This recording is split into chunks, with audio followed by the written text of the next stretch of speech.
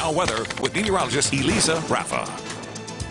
We have our first EF1 tornado confirmed from yesterday's severe weather event. That EF1 tornado was confirmed near Marshfield. This is the storm that tracked pretty much right up I-44. We were very concerned about the interstate the entire time. It had 100-mile-per-hour winds, a path length of 7 miles, a width of 100 yards, and it did do roof damage and uprooted and snapped multiple trees in that area. Lots of pictures that look pretty similar. You can see in Webster County the roof of that home completely just torn away and sitting on the lawn there. We also had a lightning strike to a tree in Coal Camp. You can see the tree totally cut in half and spliced down the middle from that lightning. Flash flooding also a huge concern. We had very heavy rain drop very quickly with many cars getting stuck. Aurora, you can see that running water, and then in Bodark, that Sac River is rising and starting to get on some of the roads. If you see a road that looks like this, please avoid it. Turn around, don't drown. Again, we learned yesterday, doesn't take a lot of water to sweep away some of these cars.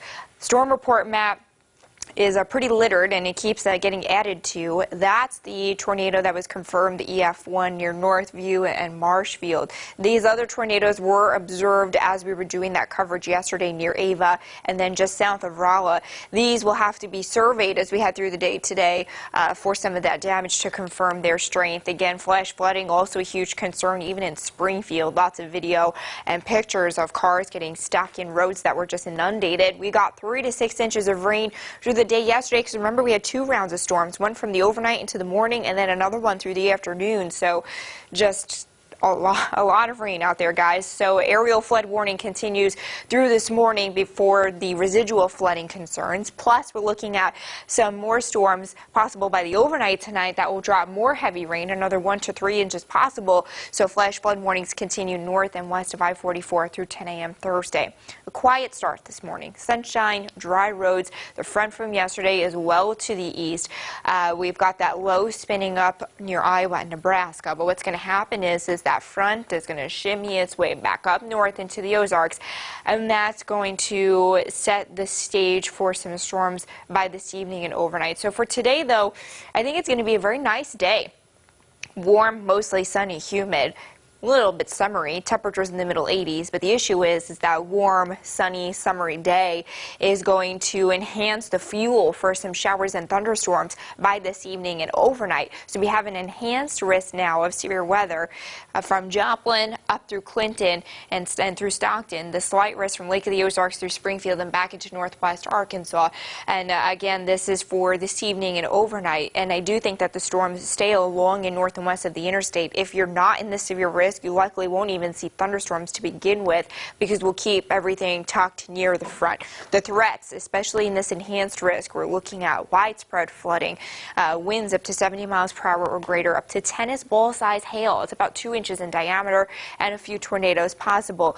The tornado threat tucked especially healthier to the north and west of Springfield in that red dashed area that you see there. The tennis ball size hail threat also healthiest in that area. The timing of this is going to be late in the evening. All day fine, sunny and really nice. Things don't really start to get going until after 7 o'clock. So we'll keep a late evening and overnight time frame for this, but the flooding threat, again, is residual this morning. Temperatures in the 80s today, 85 degrees. Mostly quiet. Then you can see the storms start to fire up by 7 o'clock to the north and west. We'll keep the storms north and west. I don't think this thing is going to dip farther south than Springfield, but along those line of storms to the north and west is where we'll have that severe threat. We're looking at a couple of the storms through tomorrow morning, and then they dissipate and clear.